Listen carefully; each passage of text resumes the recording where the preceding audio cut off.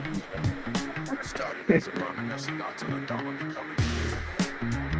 Remember Animaniacs?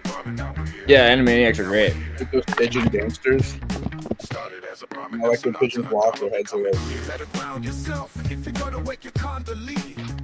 There's probably a way to do like a Animaniacs doing yoga.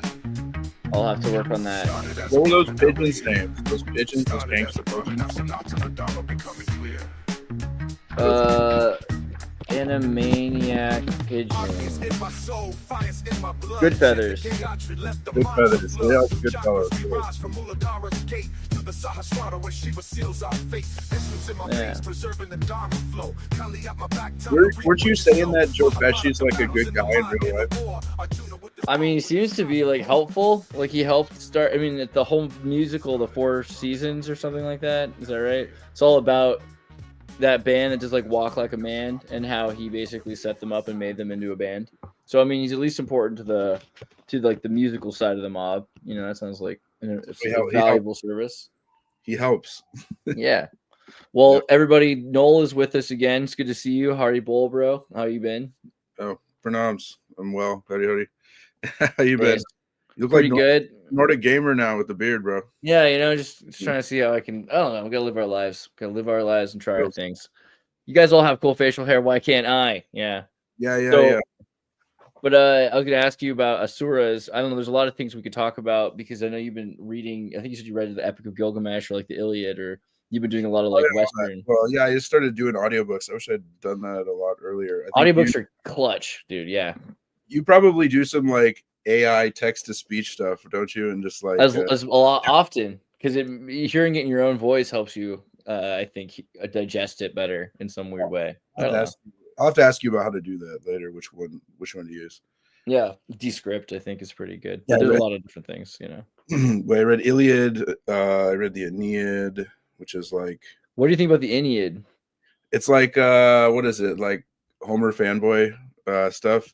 It's cool. Yeah, it's like a warning. It's like a political warning. It's like if Trump asked to have a movie made about him, and then like the guy who made the movie like made it a warning against Trump. That's kind of how the Aeneid feels because it's about the Roman Empire and how it could end up. You know. I heard the Caesar didn't read like the whole book. He only he fed him like a little. Yeah, but they needed something like that for ideology. His sister liked it apparently, right? Well, you know, you got to be subversive. You got to get your shots in. You know, everybody loves a rebel, right? True. Yeah. Peter Skeeter, whatever, said Harry Potter. It's okay. Everybody likes a rebel. You put your name in the Goblet of Fire. You know, it's crazy. Like right now, the Harry Potter. You know, everyone involved with Harry Potter scorned and shunned J.K. Rowling, the author of Harry Potter. Right. Just about everybody. So like Harry Potter, the actor Daniel Radcliffe, he refused to associate with the person who made him super famous, Hermione Granger character, Emma Watson, all of these actors. And they're not doing like super great. They're not super terrible, but they're not like very famous right now. No one really cares about them and their, you know, idiot politics. Yeah, cancel is weird, man. It's like, and now J.K. Rowling is going after them back. She's trying to take back over the Harry Potter thing because she's trying to take it back because now the woke thing is on the outs. So she's going to get rid of they're going to get all canceled, all the people that canceled her. And then she'll be probably the only uncanceled thing. She'll be like anti-canceled, you know, kind of like the undead. And then when she takes over again, there is one actor from the Harry Potter thing who didn't scorn her, who didn't shun her. And that's the dude who played Draco Malfoy. Like dude, the evil Slytherin. Man, Slytherin's based. Yeah, it seems like this is the lesson that we're all taught, at least by life, you know. No, Draco is actually, he was a pretty good actor. I actually like that guy. Yeah, it seems true. Yeah. And it's funny in the books, like he's such a troll, like he's always trolling Potter. Right, totally. And he's supposed to be this like weakling or something too, because he's nebbish. Nebbish? What's that? Like sort of this ineffectual character whose parents are wealthy, and that's the only reason why he's there. But that's not really fair to who he actually is. It's like he assumes he's the, you know, he has a responsibility based on the success of those who came before him to upkeep the standards of his family, you know? That's a lot to work out, man. That's a lot. Like, you think Harry Potter's got a burden, try like your family. Like, yeah, totally. Shit compared to like Lucius and Narcissa, right? They, the Dursleys are weak, basically.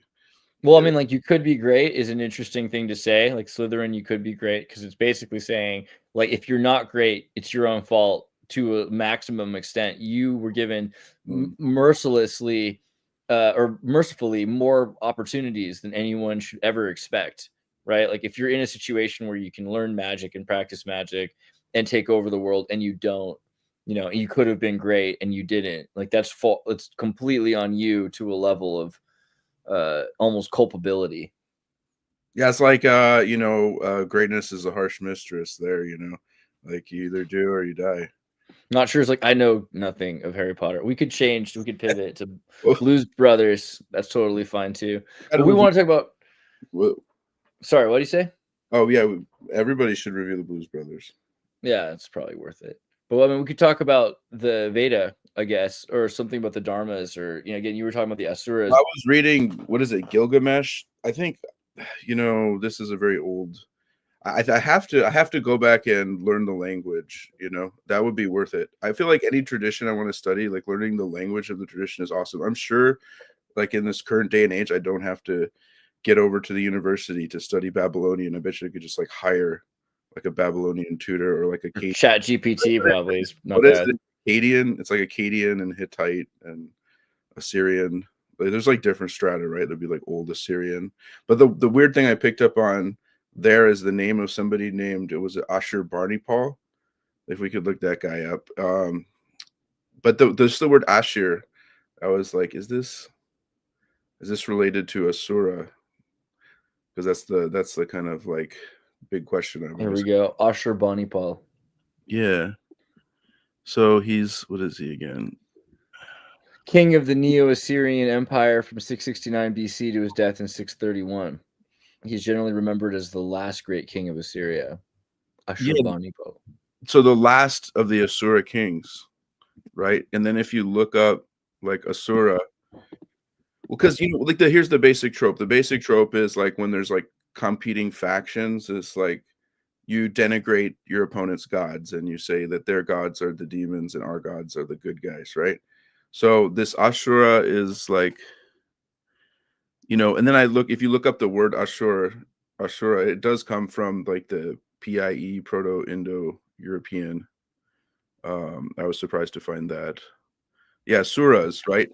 But the thing is that I have to ask this question that, so they are using the Proto-Indo-European, what do you call it? They're using the leftovers of that, right? And then, but the prefix is a negative particle, because in Sanskrit, sura means hero, or like a brave one, or like a righteous or a noble, right? Asura is like ignoble, but it had come to mean like my lord or lord. I guess if you're on Team Asura, then it's like, like they're a lord. You know what I mean? Yeah, it's like, so it's some sort of a supreme being, or super being. So like a superhuman, which is a lot of how people looked at royal leaders, right? Right, yeah, like a divine backing of some sort. But yeah, just like I was like, this word just kind of tripped me up when it kind of appeared, I feel like, at the end of the Gilgamesh, which is so interesting, right? Because what is Gilgamesh? It's got like the old Noah story, but yeah, it's a pretty big story. It's earlier, either that or like, see, we should get David here to tell us about the diaspora. But like the Jewish diaspora, they did go east, right, to Babylon, and but were they from the east? I just don't know about where they're from, or maybe it's I mean, so they're the same Semitic people as the the Arabic people, right? So Arabic just kind of refers to like linguistically, but still people that came from the Middle East, even though there are different kinds of Jews, right? They're like, Ashkenazi Jews that are Georgian from Europe, and there's that Ash again. Yeah, the Ash. What is this Ash thing going on? Ashram, Ashura. Oh, yeah, I don't know. But like, these are like the gaps in my knowledge, but they're pending further. Yeah, I just kind of stumbled on the idea, and then if you look up Asura, then you have Sura, right, which is that Sanskrit. So, but here's my question then: why? Ashkenaz is the first son of Gomer and Japhet. That's where Ashkenazi comes from. Ashkenaz. Ashkenaz is the descendant of Noah, first son of Gomer, like Gomer Pyle. Yeah, Gomer. Wow. And Japhetic patriarch in the table of nations, rabbinic literature, the descendants of Ashkenaz were first associated with the Scythian culture and then later with the Slavic territories. Well, here's the thing. We always got to be careful not to end up in like a faux etymology where I'm like, oh, Osh, it's the same thing, because you have like Christos and Krish for Krishna. They're not the same root word. They're just like by chance they look similar. Someone could make the argument that somebody's obscuring the etymology on purpose, but like I'm not a PIE scholar, so I wouldn't be able to like adjudicate on any of that. All I can tell you is about the Sanskrit, but I do have questions. About the this ash and the surah, like, so but the is a negative particle. It negates what the root base is of the verb, right? So like a surah is a hero, right? If you look up surahs, you have the asuras and the surahs. And then I was reading last night, like Norse mythology. No, not last night before last night with my kids, the Norse mythology, and it was talking about the Aesir gods. And I'm wondering now, because Odin's like missing an eye, right? But like the guru of the Asuras is also missing an eye, which is totally, I don't know. Like that's the thing. When you go out on a limb, like you're doing like a hypothesis, which like a hypothesis means like a weak thesis, but that's where all theses start, right? It may just turn out to be a dead end, but what if there is something there?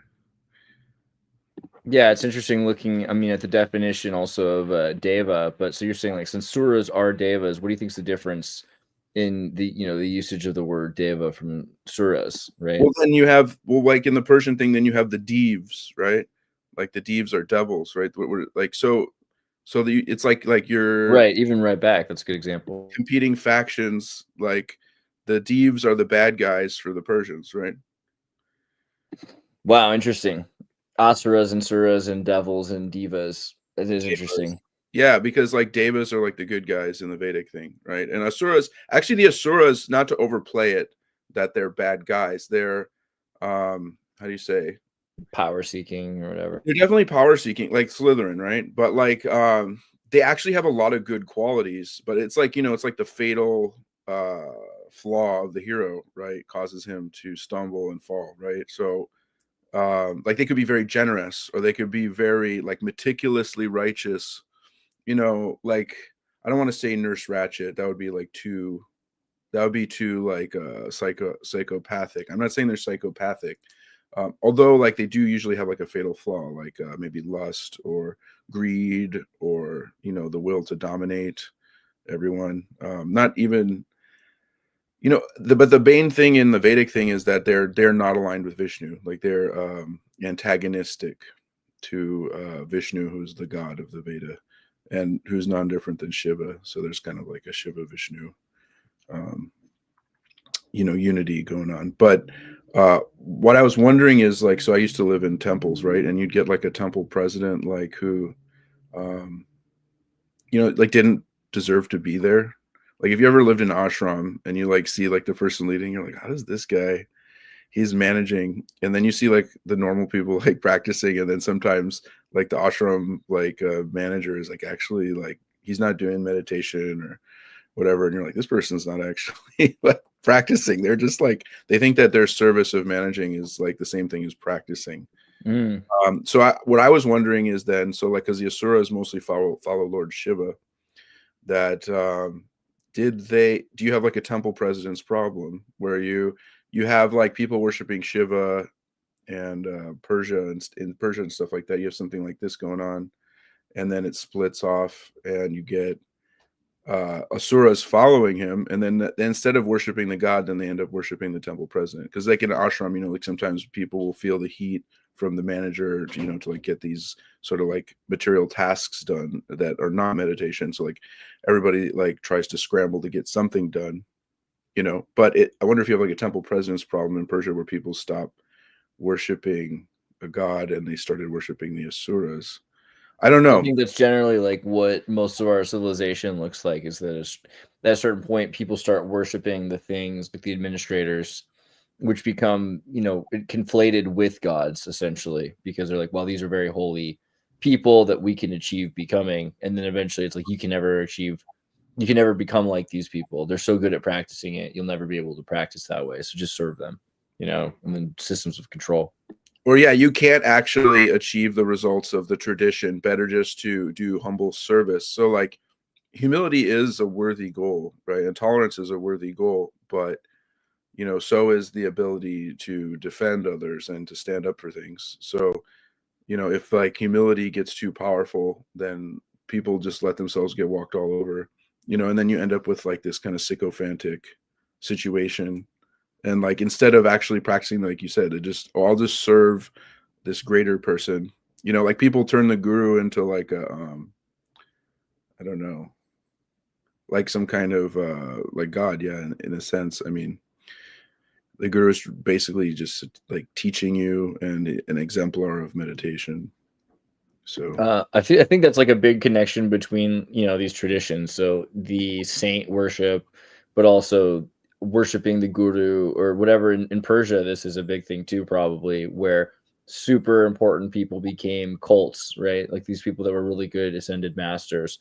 So ascended masters that are practicing Zoroastrianism are being conflated as deities, and then there's a conflation between groups of Middle Easterners and Hindus, right? Like the Northwest of India, and then like the Southeast of Persia. Like there's a lot of crossover there. So different groups are taking traditions and exchanging them, and they're treating them the way that if someone conquers a group and they try to instill a religion, that religion, the best they can do is get people there to worship that thing, but they're still doing it in the tradition that they're familiar with. They still keep their customs. So they end up worshiping, king as a god or a priest or something, right? The priest class, maybe, that were sent, like the mercenaries that were sent to capture this town. Yeah, like I'm not invalidating like the claims of religion. I consider myself religious, but I do have questions about like historical aspects, like when kings become gods, or like the priest becomes a god. Not saying it couldn't happen, but I'm more interested in like the linguistic aspect, like what's on the fringes of our history at like the earliest stages. And then recently I started questioning, all of history. Like, how do we know if the news is this bad? Imagine how bad is history, Well, so like in the Zoroastrianism, it's like flipped, right? Like the devas and the asuras are like flipped around, basically. So like you're supposed to be trying to take more power, right? And like so the ahura is kind of interesting. Ahura sounds kind of like a asura also, right? Well, that's not a faux etymology, at least from like the language scholars. Like they conclude that is a actual cognate, not a false cognate. So cognate is like when they sound the same and they are the same, but like there's like a false cognate, like I said, like Krishna and Christos. They're different roots. Now, like, with the caveat that somebody didn't like fudge the thing. I mean, there could be something, but just for now, going with like the standard. Yeah, but that's essentially what you were saying earlier about warring tribes will switch each other's gods and demons, right? So for them to flip it the other direction, essentially taking the Persian belief and flipping it, saying these guys are actually, their gods are demons, right? Like their devas or divas, like because I think that's the Avestan word is diva. It's like or diva, like AE. It's like DAEVA instead of DEVA. Yeah, they're like the proverbial bad guy. Yes. But then my question remains though is what about that? Because that really throws a monkey wrench in it. That negative particle before surah. They're not surah. So is their name, if let's say you take the Zoroastrian thing and say that this is the original, and then the Zoroastrians say the divas are the gods that are to be rejected. Right. So, but then my question is about the asura or ahura is what's up with that negative particle So your good guy is defined as not a bad guy. That just sounds like very strange to me. Like my God is not a bad guy. It's like, well, like absent of evil, like purely absent of evil or something. I'm not at all a Zoroastrian scholar, but just from like a language, like not evil, it just seems like it would be more sense to just say he's good. True. Right? But I mean, to be absent of evil, I guess it's to be defined by evil. So that's true. But yeah, it seems to be entangled with like it could be. I mean, maybe the imminent is all. I don't know. Is Zoroastrian a transcendental outlook? Like, are they prizing the transcendental and putting down the imminent? The Hindu thing definitely prioritizes or gives a superlative evaluation of what is transcendental. But if you're defined as not bad, and not a devil, or if you're not a sura, then it's weird. I don't know. I would like to learn more about it. Like, I'm really ignorant. I hope somebody comes on here and schools the living F out of me about Zoroastrianism. But I do plan on taking a deeper dive on that. Well, I think a big part of it, like in Manichaeism, is the 7 and 7, positive, like the dark and the light, positive and negative energies that make up the sort of the dynamic. There's materialism versus spiritualism that trap each other, and so light convinces darkness to swallow it. So darkness is one, it thinks, but then it has light inside of itself, and so light shines through the darkness, and eventually that destroys the darkness, which it requires integration, which is not the way that most of the different religions pushed it. They're like pushing you to the opposite. So I mean, there seems like there are some strong differences in Zoroastrianism from Hinduism, but on a level that's like Star Trek Romulans versus Vulcans, like the entire ideology is different based on whether you're serving or you're trying to become a super being, right? There's also the way that the language and the culture will drive new interpretations and innovations within the tradition.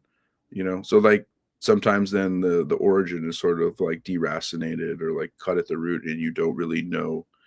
Like, this is what we have at the edges of history. We don't really know what's before that very well, although there are clues. Like I was saying also about Odin. Odin he's lost an eye, right? And then but Shukracharya in the Vedas is the guru of the Asura, and he also is missing an eye. And then the Aesir gods, I don't know. It's uncanny. I can't, but it's definitely a starting point. I think it's a hype. Yeah, like the Dajjit in the Quran is missing an eye. The Antichrist is missing an eye in the Quran. Really? Yeah. So it's kind of interesting, this idea of the one-eyed Antichrist or the one-eyed God or the one-eyed prophet or like the Cyclopeans, like the Titans, like right, fighting the Cyclops. That's like a Titanology.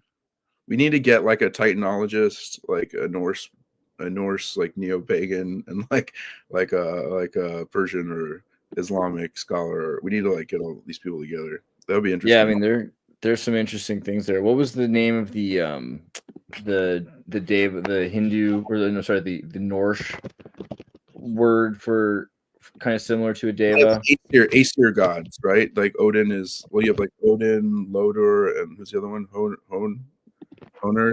And what makes them Aesir? What is this like? So the etymology derived from the plural Aesir, singular of which is ass. Nice, very cool. I don't know, it doesn't really say here. The word is only attested in personal places such as Ancilla. Messenger, there's the female version. Asinia, Asinjur. Pro-Germanic, Ansus. Oh, there it is. Sanskrit, Asura, Aveshta, Ahura. Vyansa, battle goddess. Right there, look at there. There's the Sanskrit. Yeah, down there. Yeah, I mean, even if like that's the best guess, I guess we have to still be open to being wrong, right? But I mean, it looks like the what do you call it? The standard academic view is that there is some relation. What that relation is, like for example, if something originally refers to a real god, but then later it could just become like a title, like my lord. Like nowadays everybody's sir, right? Oh, there's another one, sir. Oh, sir. So apparently, like ancient people, like well, not that ancient, but like medieval, like Snorri Sturluson and Saxo Grammaticus proposed that the term Aesir instead derives from Asiaman, the Asians, and the idea that the gods originated in Asia and later migrated to Northern Europe. like Tartary stuff right there. Asia Asura right there, man. Asia, sure. Yeah, it's pretty interesting. But you also have the Asuras practicing Tantra and worshiping Tara, right? Because Tara is with Shiva. So Tartar and Tara, there might be some connection between the day, even in, you know, as you go farther north of India, you have the Tibetans worshiping Tara as like a tantric goddess, right?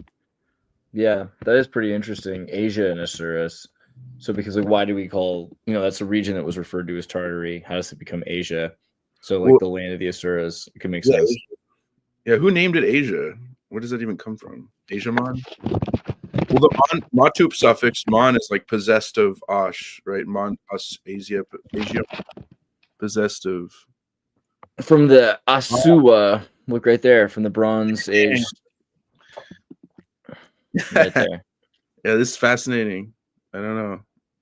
In the Hittite record, recounting how a confederation of Asuan states, included Troy, unsuccessfully rebelled against the Hittite king Tudhaliya around 1400 BC. Roughly contemporary Linear B documents contain the term Asvia, seemingly in reference to captives from the same area. Interesting. Man, I need a longer life. I hope these tech bros save us, man. These transhumanists. Maybe that guy's not such a bad guy. You know, what's his name? Yeah, right. All the weird experiments. Maybe he's all right. You know. I mean, a lot of them are doing weird experiments. Elon. No, the other guy. Who is he? Brian Johnson. Yeah, he does all those like life extension stuff. He seems all right, except for that he's measuring his kid's dick a lot. But I think that that's probably, you know, important. It was his kid's idea. Yeah, you know. Who knows? I'll give you that's messed up if it's no, yeah, I feel like I need more bodies or brains to like study more languages. Like how many of these old languages can I study? You know? Well, yeah, it's interesting for sure. That so the Asura is directly associated with the title of Asia, essentially. Yeah, and you have Syria, right? Assyria. Right. Assyrian kings, now you have Syria. So the Syrian area is also coming from conquering the land of the Syria Asuras. That's crazy. Well, that's what I'm saying. Yeah. So these are super deities, basically, though. Like, what makes them? I don't mean to cut you off. I was just curious. Like, they're not quite gods, are they? Or they're different than like the supreme being? These are like when people are saying like beyond human, but less than the supreme thing. I just don't. Oh, say it again. Are they like superhumans, or like what is this? Well, definitely a king is sort of like you know, worth 100 men at least, maybe 1,000, maybe 1,000 gorillas. Yeah, there's the alpha, whatever, the abused alpha.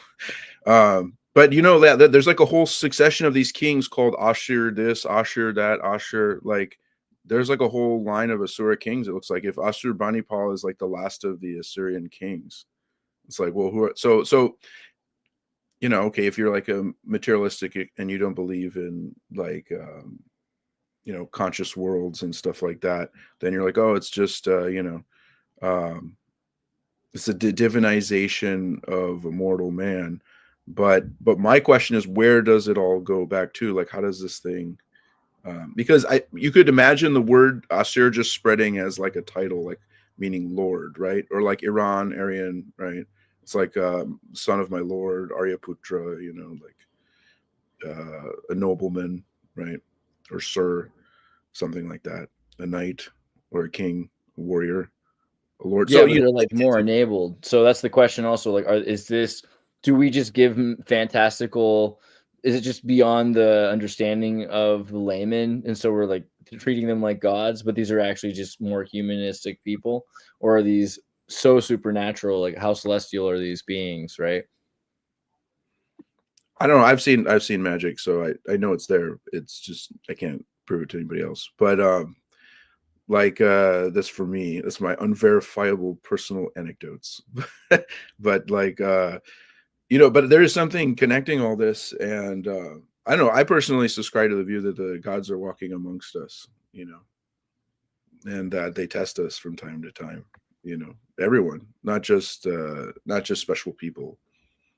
Do you think they're running? Like, what do you think they're doing? They're running anything? I mean, because this is an interesting idea. If there are living or walking amongst us not necessarily benevolent super beings that are running things behind the show and are not showing off their parlor tricks.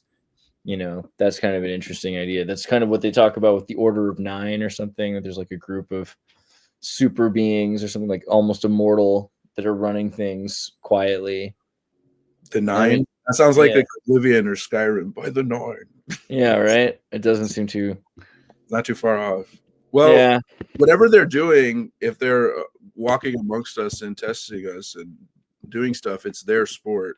Like we're the NPC, they're the players. You know what I mean? By comparison, So it's hard to know what they want or what they're trying to do, but sometimes it concerns us. Like somebody that might not even be worthy to like interact, but sometimes it's their will, you could say. It's also interesting that like in the same world, then if you're talking about like wars between believing groups, like the Deva means to one group the like exalted group, the group that you're supposed to exalt, and the Deva means to the other group that this is the group that should not be recognized or not be worshipped, not be right. That's kind of interesting. There's a group of humans that go back thousands of years that are believing you shouldn't do it. Like it's exact. As much as there's one group saying you should worship them, there's another group saying like you should not give them any attention. Yeah, it seems to be in that sort of couching the languages that these should be rejected, which is interesting because just now we saw it in the Wikipedia, right? Whereas like those who do not accept the Devas, right, or the Devas are to be rejected. In the Indian thing, they don't say the Asuras are to be rejected. They respect them as like powerful, supernatural beings. But I would say another thing is that the Indian thing is the only surviving intact civilizational tradition we even have. Right, the Chinese wiped out, communism wiped out everything in the Great Leap Forward, and then I think there probably is some Taoist masters hiding in the mountains somewhere, but sort of like inaccessible in general. But how do you feel about in India though, in terms of the like all the changes that have happened in the last 400 years because of like Britain and everything else, Portugal and Britain? It really only, I would say, impacts like the layman, who isn't, the Indian tradition is very steep. So if anybody starts to read it, they'll be like, oh yeah, look at all the sediment. The British like lumped the caste system on top, and then they essentialized it as the essential aspect of Hinduism. Because they're, probably empiricists back in the 1800s. They're like, usually don't believe in the supernatural. So they're like, they don't believe in future lives. So they don't believe in elevating yourself through, successive lives of practice. So then they're like, oh, it's just these guys, controlling these other guys because they know more, but really their real goal isn't that. Their real goal is like economic, or for the East India Company is an economic interest and settler colonialist interest. And then, by the missionaries, they're after a harvest of souls. So that doesn't even line up with what they're saying. So you have to be able to separate all those things. So there's like many layers of sediment thrown on top of it, But you think that generally, like a lot of the lessons do remain there. It's not. Because it just seems like British influence and even Islamic influence will change their perspective of the religion. But you think that it's pretty much saved because it's so hard to understand. They're still there. You have thousands of year-old texts that are like still have a tradition of interpretation. Like there's all these lineages. There's so many lineages that are still alive.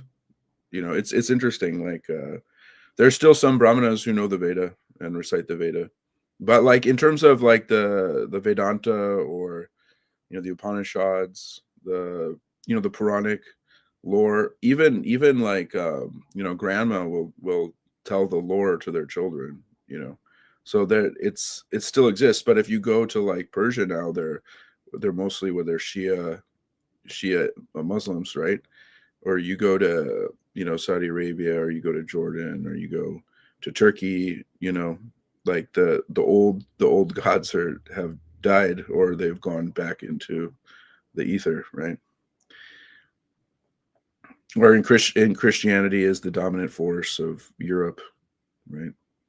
And now so, but like, also these are like noble people, right? So if these are these groups of people that like, do you feel like this is like this is looking at humans that are like they have nobility, they're aristocracy?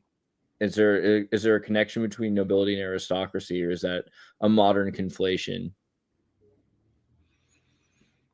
What we'd have to look at, I don't know. I'd have to look at the etymology, but so between etymology and convention, I think convention is stronger, but etymology tells us something about the past, right? I think that's like a general guiding principle. Convention is stronger. Like however the language is used is basically what it is, right? Even if it's false. Yeah, but so I mean, to me, it seems like it makes sense. At some point in time, there were groups of superhuman or people that had super um, self determination. They had better free agency, more maximized free agency in a time when people had less free agency, and maybe even there's magic involved with that. And they become, because of their training of that in their families or something, aristocracy, but it's out of a true nobility. Whereas today we might have less people that know how to use these things, but they're the remnants of some sort of aristocracy. So these might not be noble people. They're just in some sort of an elite group of the 1%, right? But there might have been at a time, and this kind of refers to that people were benevolent or wise rulers, that this was like a ruling class that is working to become a ruling class. I mean, is that the way that you would look at these groups, like the Asura, etc.? Yeah, I would still rather be ruled by an Asura than to be ruled by the present day, I guess, elite.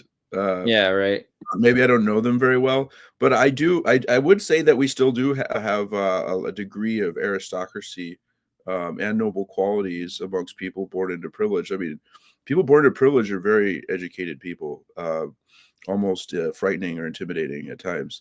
If you ever meet people who have had so many opportunities, they know a lot, and sometimes I wish that they would come forward instead of these like political jockeys, you know.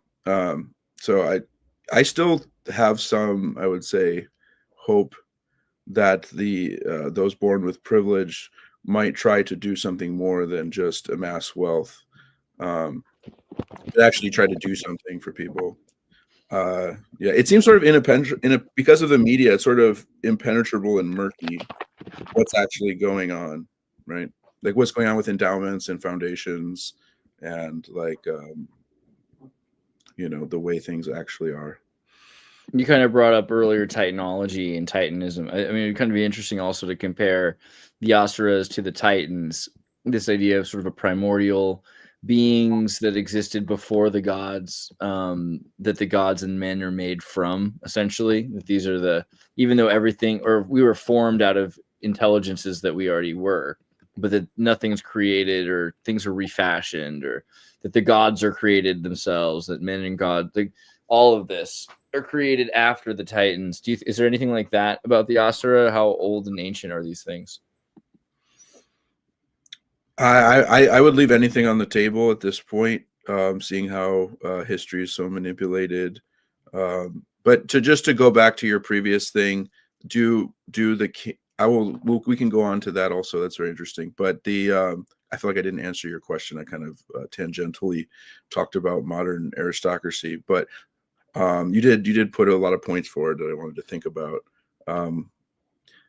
Well, let's ask you then. What do you think regarding like divine right or like kings with power? What I saw in Gilgamesh certainly indicated that Gilgamesh was a person who had so much energy he didn't even have to sleep.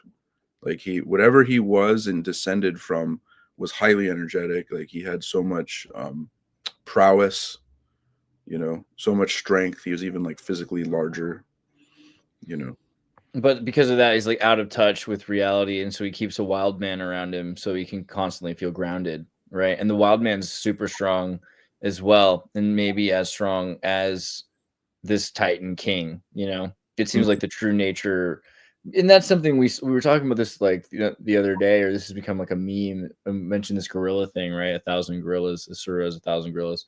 because it was 100 men versus a gorilla who's going to win.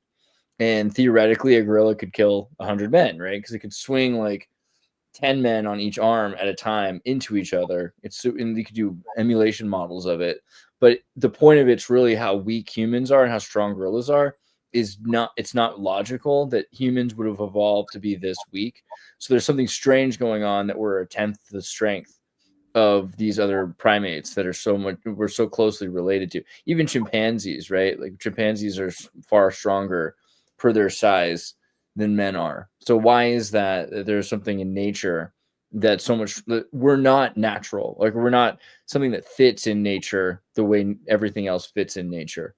And is that it doesn't seem to be like an adaptation, like, oh, I got weaker and that was good. Like, right.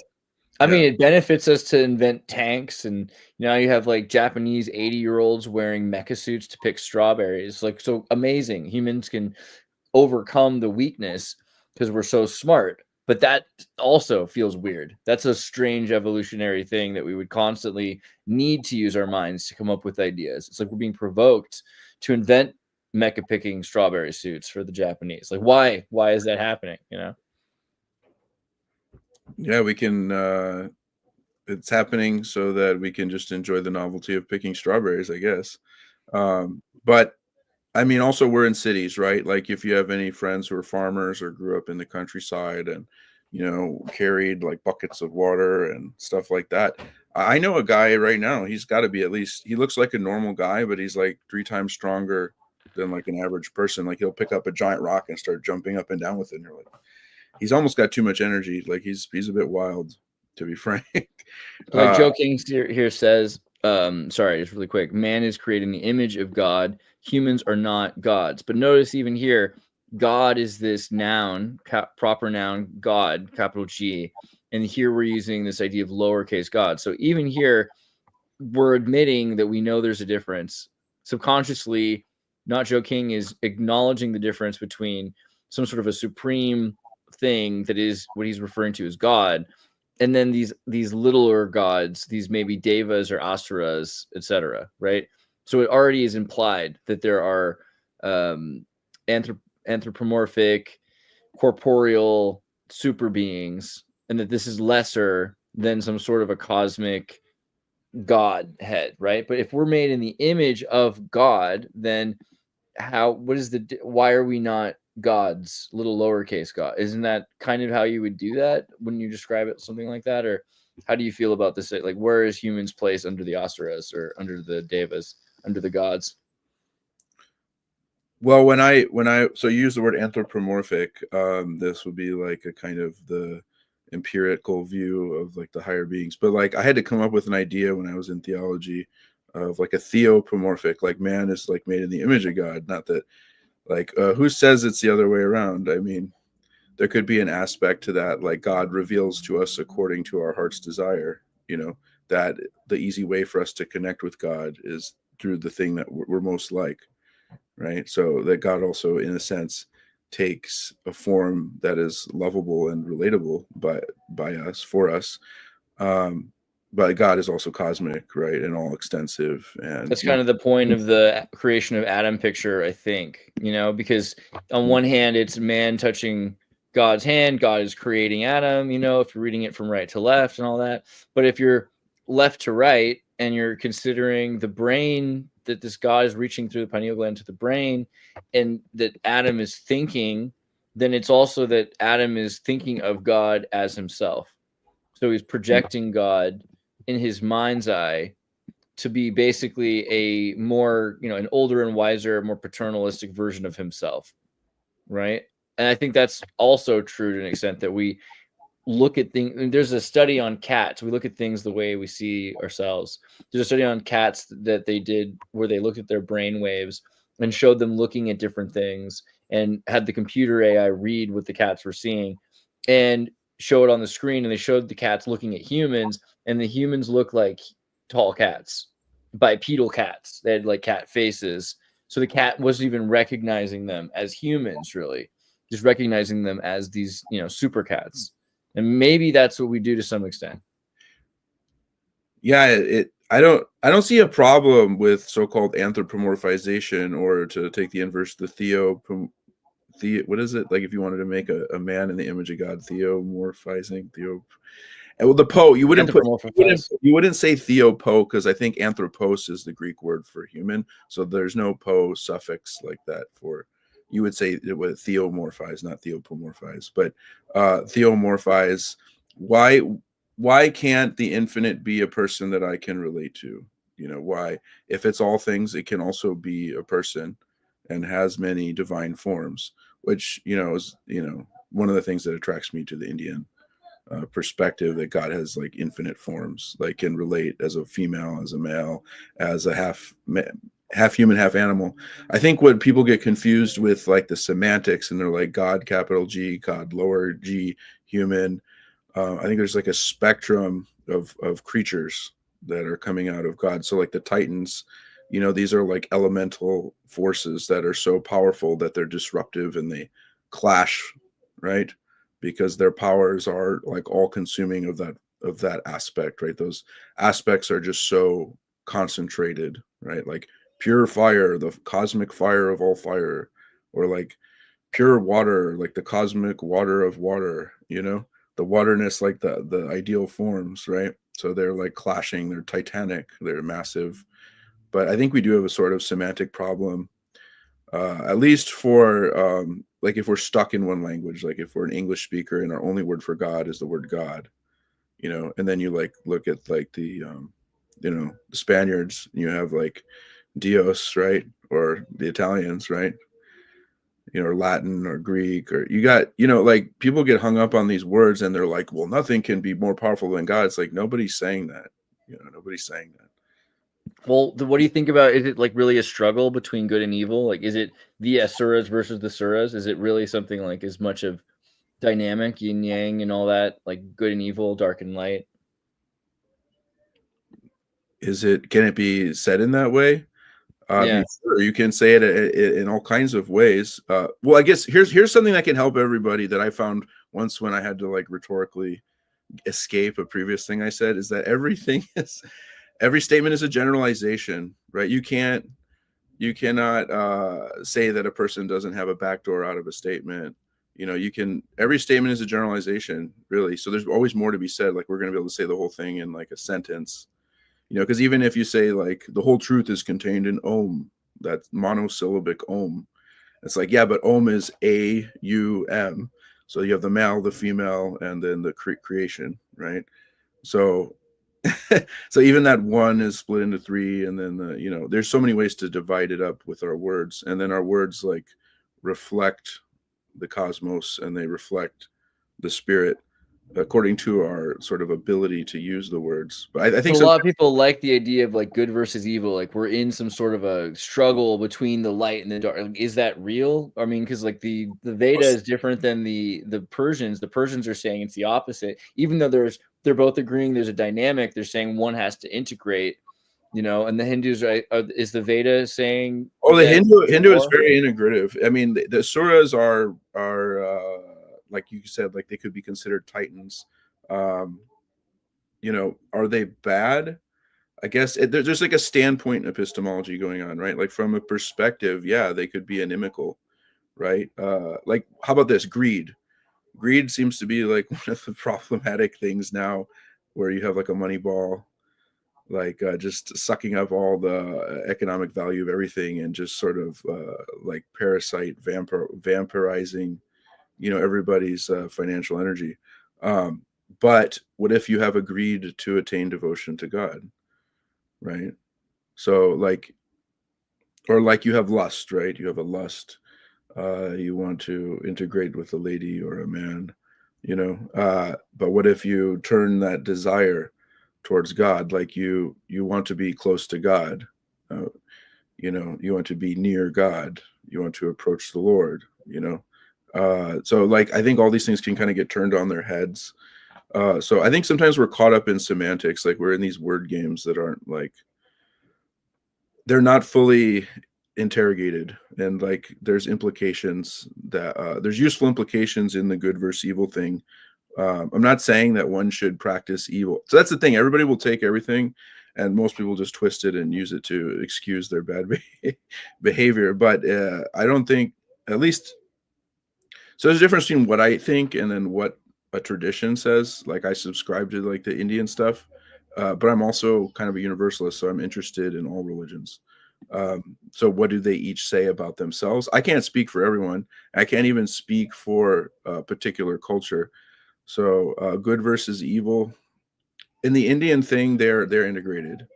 You know, like there's saints born within the demon families that just reject, you know, the Asuric worlds. They're like, no, yeah. So like, how different are how different are they then? If they can make that choice and reject that, I mean, are they then the same thing? Are like Asuras and Suras basically the same thing, or how different are they really? Because they're doing the same thing but serving themselves versus serving God. Is that the difference, or? That's the main difference. That's the main difference for the Indian, at least for like the lore, what's called the Purana. The Purana, the word just means old, so it's considered to be like collections of the oral tradition of like stories told, like the bardic traditions, so to speak, the lore of the gods and the demons or the anti-gods, right? But God, I wish I could remember exactly what you said. But the serving God versus serving themselves. Yeah, the Asuras are like, am I not great? So it kind of does seem Luciferian sometimes. Like, am I not great? It's like you are great, right? But like everything in its right place, you know? So like, yeah, everything will be subordinate to like the ultimate God, right? So anything created by that being. Yeah, it's interesting. These are the things, these are like the big questions that are like open-ended. I think this conversation is very hypothetical, right? Like, we're touching and going, but as we go, we learn more and more. And like today, I was like, what are we finding out? Asia is connected to the word Asura and all kind of interesting things. Yeah. So like, do you think also because of that, like, do you feel like the world is run, if these powers have influenced our world, do you think the world's more influenced by the Asuras or the Suras? Like, who do you think's getting more? This world represents more, the self-worshippers or the God worshippers? Well, they're getting more material, but the spiritual people are getting more spirit. It's kind of like so everybody's winning. Everybody's pursuing their goals, right? Or not, or talking about them and not pursuing them. There's this like whole spectrums. It's very complicated, you know. But I would like to know how they're connected. I think the thing I'm trying to find out is, how are they connected? The good versus evil question, yeah, to me, I'm very like practical. Like, yeah, I want to avoid evil and do good. Like, what is bad? Like, so, you know, okay, so the Asura king, here's an example. Even the Asura king dying, having been slain by Ram, right? So there's Ravana. He had all good qualities except for he was too lusty. So he, you know, kidnapped a woman and ravished her, raped her. And so she cursed him, you'll die by a woman. And then so he ends up getting killed because he abducts Sita, right? Because Sita is such a beautiful woman, right? She's the goddess of fortune in the Indian tradition, but she's a beautiful woman. He ends up getting attacked. Sri Lanka gets attacked by Ram. He gets killed. And on his deathbed, though, he's so smart. He has 10 heads. He has 10 heads, and then Ram sends Lakshman to him, and he's like, even though he's an Asura, he knows so much, and he's so wise. It's like, what? So it's like, try to get some knowledge from him before he dies that we can share with people. That's how the Indian system is very integrative like that. Even though like he's the enemy and he has bad qualities, they also recognize his good qualities. So it's kind of like fairly neutral or objective in that sense. But then he you know what his response is pretty funny. So Ravana says, you know, he just like kind of wipes his hand away and he says, what is good, you should do it as soon as possible. And what is bad, you should delay as long as possible. That's what he says. Just try to keep it from happening. Like, procrastinate the bad and do the good right now. Like, don't procrastinate the good, procrastinate bad. Is basically what he says. And he's like not an ordinary person. He was basically able to boss all the planets to all fit into the horoscope in the 11th house of his son Indrajit. So like, he's not like an ordinary person. He was bossing the planets around and like forcing them into certain houses so that his son Indrajit, you know, Indrajit means the conqueror of Indra. He wanted his son to defeat Indra, right? Who's the head of the Devas. Indra just means head. You could say Vishnu is Indra also. or Indra is an aspect of Vishnu. Indra is a solar deity, and Vishnu is a solar deity. They're kind of like similar. They might even be the same person or an aspect of the Vishnu. But it's funny that so like he's an Asura. He's so strong he can force all the planets into the 11th house, which is like the beneficial house. Like whatever planets in the 11th house will like be like very beneficial for the person. So he just forces them all in there, except for Shani. He stuck one little toe. I think I can't remember if he did it into the 12th house, but he sticks his toe over that line, and I think and it caused a fatal flaw where Indrajit also ended up dying in the battle, even though he had all the planets on his side. So it's not like he's like so he's definitely a divine being if he can boss the planets around. But for him to just summarize with all his divine knowledge is like, what is good, don't procrastinate, do it now, and what is bad, delay, don't do. So I take with the good and evil, I do kind of follow that very pragmatic advice, you know. Wow. Yeah. But even though he's an Asura, he still had good advice, you know. He just had that fatal flaw of just too much lust, too much lady love, you know. Wow. Well, I mean, that's pretty good. I was gonna like ask you if there's anything else you wanted to kind of cover. I know you tried to just wanted to do an hour today, but I had a couple more questions I could ask about. Go for a little bit more, yeah. That's cool. Well, it's like so I just want to say again, maybe we harp on this idea, like so devas, you say like insight, clarity, discipline, and asuras are like ego, desire, power, resistance, something like that. Would you say? Let me look up in the Bhagavad Gita. It actually lists out the qualities. Hold on. There's something, one of like the later chapters in the Bhagavad Gita is called Daivi Asura Sampad Yoga. Means like the qualities of devas and asuras. Hold on. Maybe you could even go there if you go to. Dan, that's like I must ask you a question. Go to vedabase.io here for a second. All right, let's pop that up. Vedabase. Chapter 16, divine and demonic natures. Hold on, I want to see the Sanskrit though, so I know the words exactly. Because like Arjuna is like asking. Okay, yeah. So like the first verse tells about the qualities of the devas. What are we reading again? Did you go to? Let me see. I'm not even looking at the screen. Vedabase. 16, chapter 6. No, Bhagavad Gita. So go back to like just click on Vedabase. Okay, hold on. Here you go. Now click on Bhagavad Gita, first one, and then go to 16. At least in the Indian system, this is like first verse. So click on that one. Click on text 1 to 3, first 3 verses. So 3 verses listing out the good qualities. Go down a little bit. So yeah, there we go. Abhayam, fearlessness. Sattva is like goodness. Some should hear purification of one's existence. Jnana, knowledge. Yoga. Here, go down to the translation, and so then we can see all these things. These are the qualities of the devas.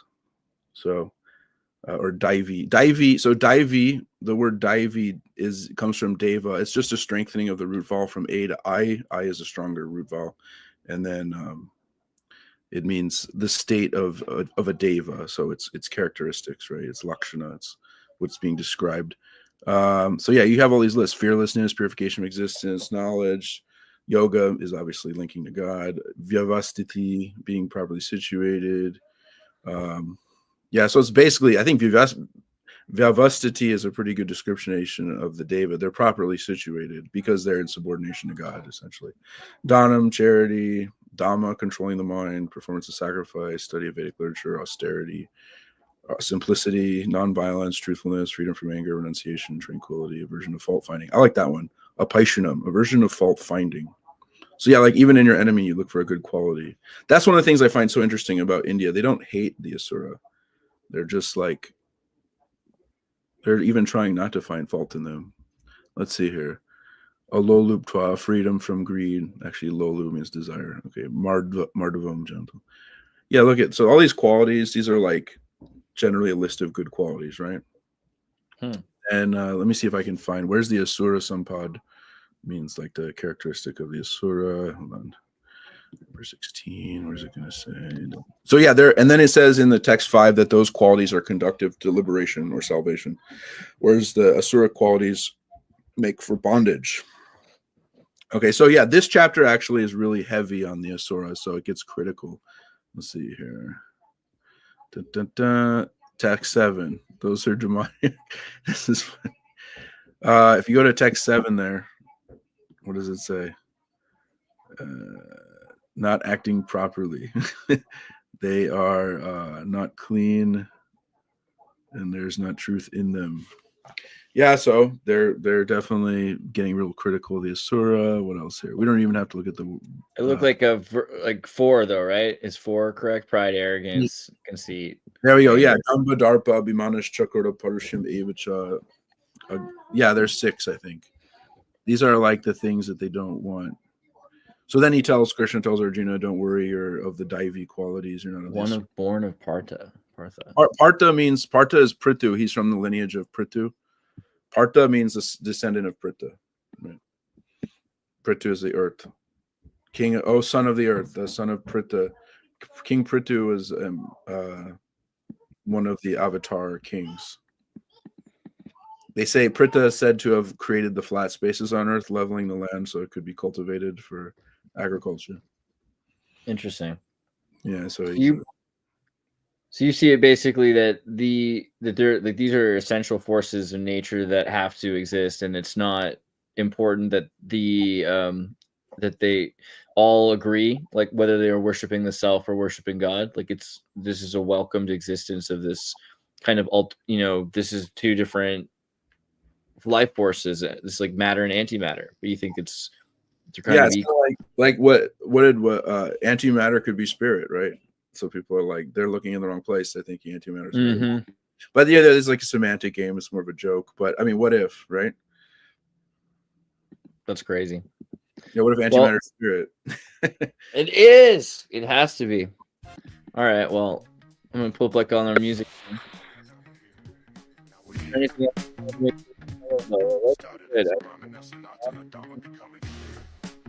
think we did a lot. All right, brother. Yeah. Still live, yo? Yeah, we're still alive. But yeah, make sure you guys come back and watch it again soon. We're gonna do more. Nowl and I should be trying to do this at least a couple times a month. I feel like, we need to do more of these. Everybody loves you, Nowl. Thank you for being here. Likewise. All right, bro. See you next time.